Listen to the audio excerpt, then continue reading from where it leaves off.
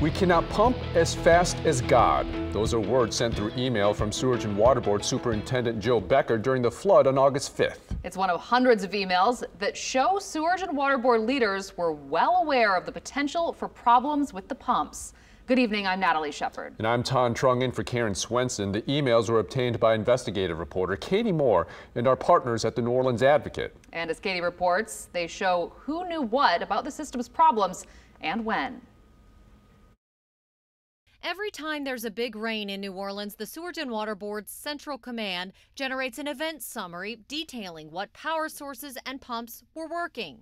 Emails obtained through a public records request indicate the agency's executive director, Cedric Grant, didn't know that, and he didn't start receiving the reports with vital information about pumps and power until more than 4 inches of rain flooded the city July 22nd. Power operator Eric Labatt writes, quote, "Mr. Grant, see the attachment. This is generated after rain events. It is sent to operations administrators. I would have thought you would receive this after major events. I can send it directly if you like."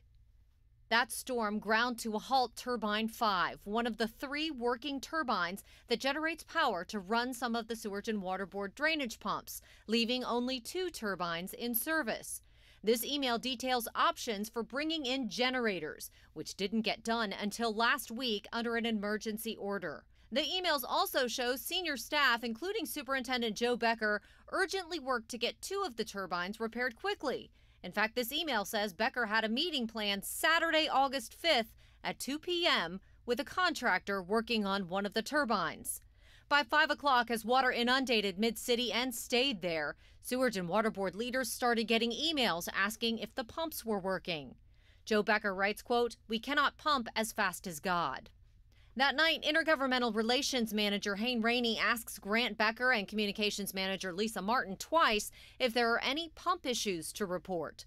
But we know from the logs that wasn't true. Pump Station 12 in Lakeview wasn't even manned, no less pumping, until 7:50 p.m. At 6 p.m. Sunday, a Sewerage and Water Board staffer sent out the August 5th rain event summary detailing power and pump problems. It went to Grant, and at some point, staffers marked it attorney-client privileged. That's one of the few reasons emails and documents aren't released to the public through public records requests.